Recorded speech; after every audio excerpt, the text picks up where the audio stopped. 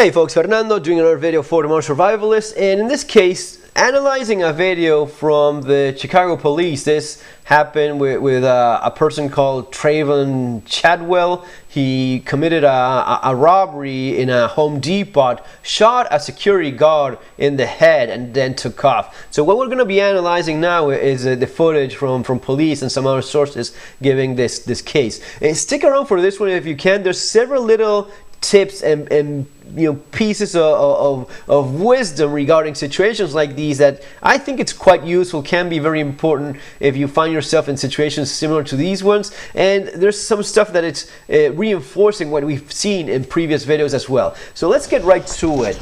What we see is that this guy Trayvon Chadwell, 18-year-old by the way, already shot a man in the head. I think he's still in critical condition as far as I know, but took off. Police were chasing after him, and this is what you see. Go get him. So you just saw how he took off there. Police saw them do that, so they're chasing him, right? But they're chasing after an armed suspect that already shot a man.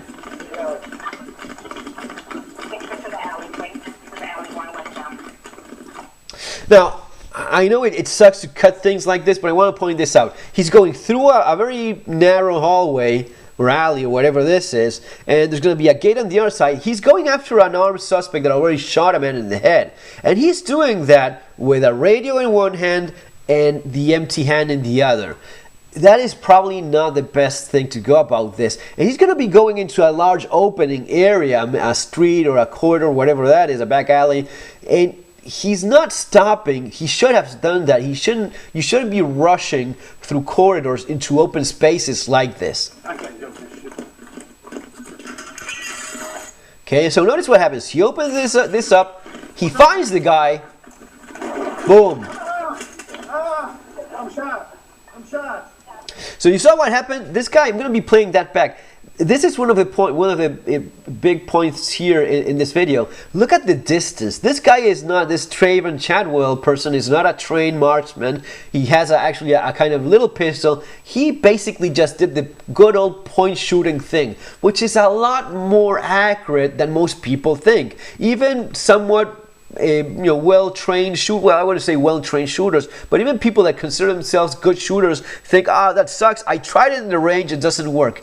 This is one of those rare exceptions where instinctive point shooting works better in real life events than in the range. It's because of the amount of stress involved. It's because of the amount of pressure that you're going to be putting into that finger without even realizing, and it's going to be almost like going off on its own. There's going to be very little movement. You're not trying to shoot accurately. You're just boom, doing this. And doing this is often a lot more accurate than trying to guesstimate and pull the trigger at the same time. When you do this instinctively, you're going to that basic mechanic of your body that's a lot more accurate than people give it credit for. That's how a guy with no training whatsoever, 18-year-old Trayvon Chadwell with a crappy little pistol, ends up getting a very accurate shot actually at what's like 20, 30, 40 feet away, right?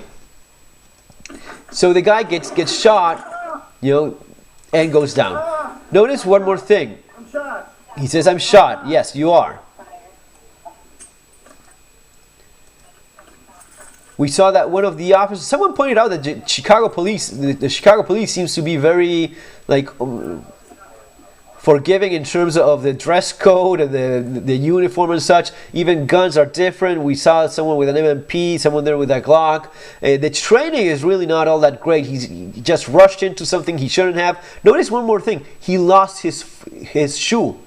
When he dropped after getting shot, he lost his shoe. He lost the other one as well. He's barefoot right now, wearing only his socks. Lie back, that's okay. Now he does something else. He starts constantly covering the officer with his own gun. That is just poor training, really. I understand that these things are always easier, but man, all the time pointing at the guy with his own gun.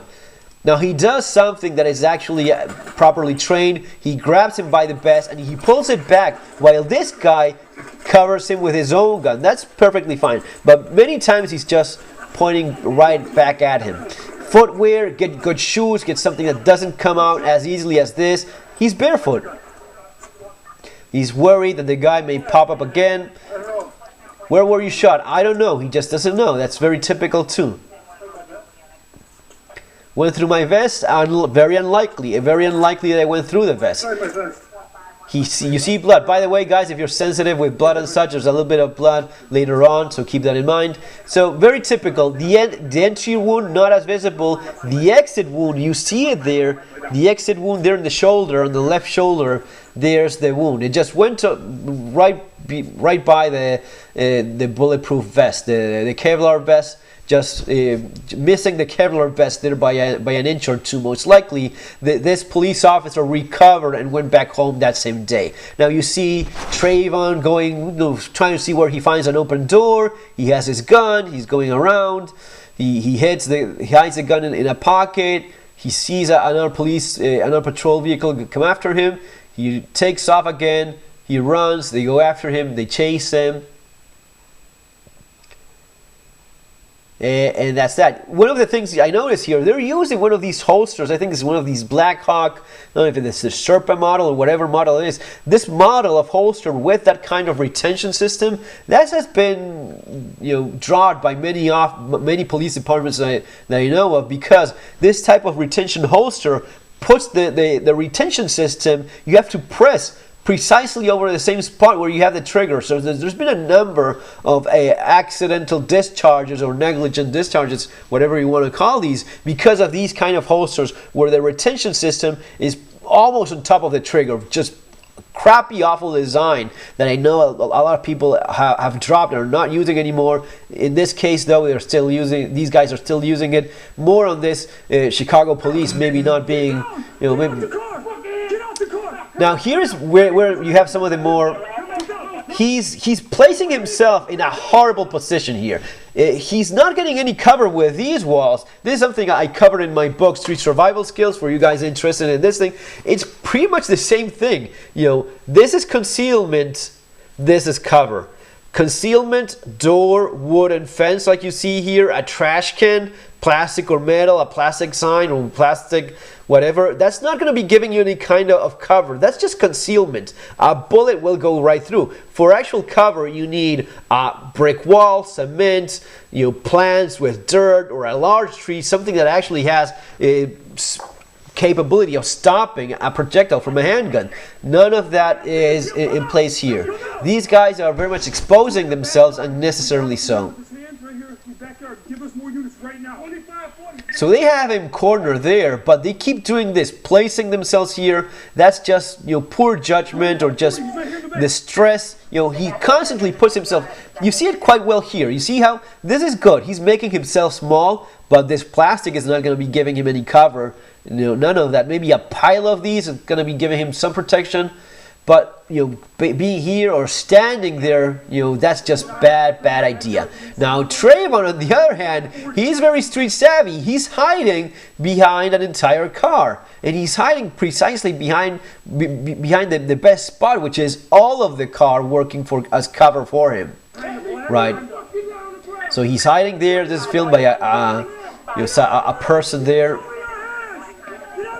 Now, there's also notice one more thing. There's a guy that has nothing to do with any of this. There's just a average person, pedestrian that got caught. He's doing the right thing by keeping his hands up. That's very important. You're empty-handed. You show you're empty-handed, and you have. This is something that police, military, and anyone that has any kind of training will respond to, even to an instinctive level. Anyone will respond very well to your empty hands. You're unarmed. You're not a threat. So keeping your hands, your palms, very visible, right? He's doing that very well. Very well. Get on the ground. Now, police know he's not a threat anymore. They're just worried that he gets shot. So get on the ground, they tell him. And yeah, Trayvon has the gun in his hand. And he's going to be taking a couple more shots. They finally got this guy out of this mess.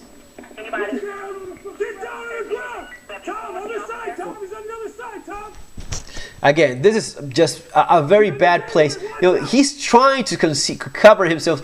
the best spot for this spot right here would have been the best idea. You would have a lot more material and you would be a lot less exposed. You could do the same thing this guy is doing. You could still cover all of this by putting yourself behind this white spot here, behind this side wall, right? And you're going to be using actual cover, not just concealment, which is the only thing you're getting from that piece of plastic over there. So just peeping a little bit with your gun on this side, sideways, you're gonna be doing pretty much what he's trying to do here, but in a much more efficient manner. You want to make yourself as tiny, as small as possible when you're doing this sort of thing, right?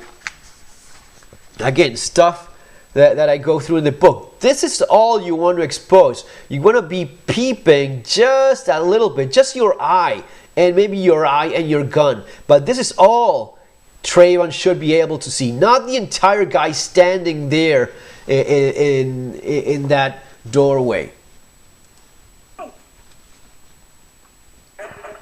So they keep doing this. He's kneeling. That's okay, but he's standing also, and just there's no point in doing that. He could do all of that from this spot right there, and actually be covered, not be exposed like that. So this goes on for a while. He actually takes a few more shots. Trayvon, this Trayvon guy, boom, boom, boom. A couple more shots he fires at the police.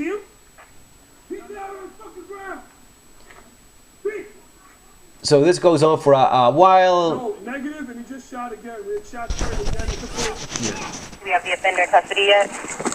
No, negative, and he just shot again. We had shots fired again at the police. Shots fired. Shots. He got shot. He got shot again. I mean, he's shooting at the police again, and this goes on for a while. And then on the other hand, what's also happening? Hey, Jerome said don't go. What the fuck is going down now? The Chicago police seems to be very, I don't know the training they have, how good it is. It seems to be kind of questionable based on some of the things we're seeing here. 25, 40.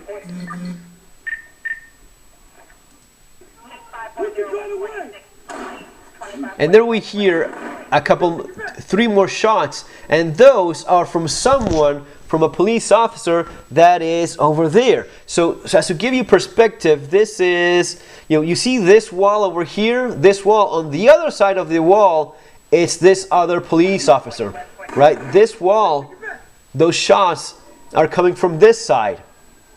Okay, and there you have the wall. This wall is not, this I think is like some synthetic plastic or whatever, but here you see a police officer that is getting on a chair. And by getting on a chair, he's actually doing this. It's over, Anakin! I have the high ground!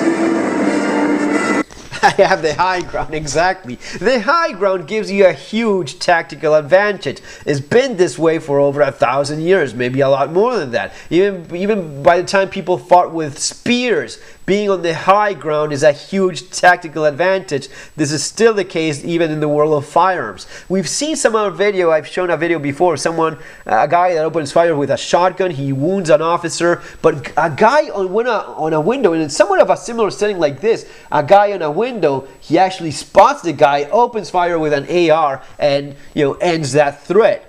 The high ground, guys, is a huge advantage. So this officer, he opens just a little lawn chair and stands on the chair, but that gives him, yes, the high ground. He's peeping over the fence and he sees Trayvon hiding behind that SUV and shoots and ends the threat. Now, you don't appreciate that fully. He just steps up a little bit, then shoots. Actually, in some of the images I've seen, and this is a pic from the side. This is before he stands. You see Trayvon here on the side, who he just peeps, and he has his back.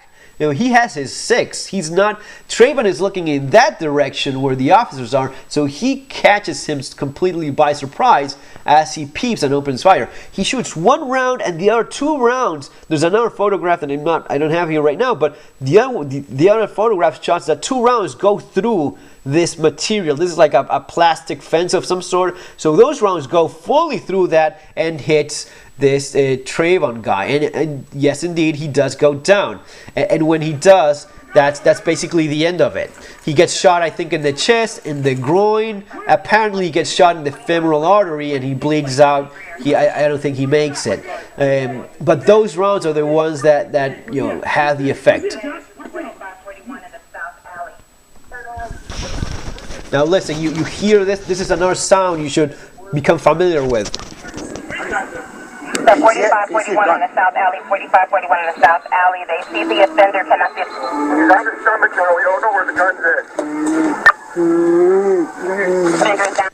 That pneumothorax type of sound, and well, basically that's it. That pneumothorax type of sound, that hardness, that struggle when breathing, that's very typical of someone that is really on his last legs. He's not able to draw breath properly, and besides, the amount of bleeding the amount of bleeding shows that either on the aorta or femoral artery, because they later said he was shot in the groin. So basically that's it. That's where it all ends. But several lessons, very important lessons here, guys, for you to keep in mind. Folks, remember, if you're interested at all in this kind of thing, you have my book, Street Survival Skills. It's also in Spanish, very much appreciated by the Spanish community. Manual de Supervivencia Urbana, if you want to get it in Spanish. If not, Street Survival Skills in English, going to be available there below. See you on the next video, folks. Have an awesome day. Take care.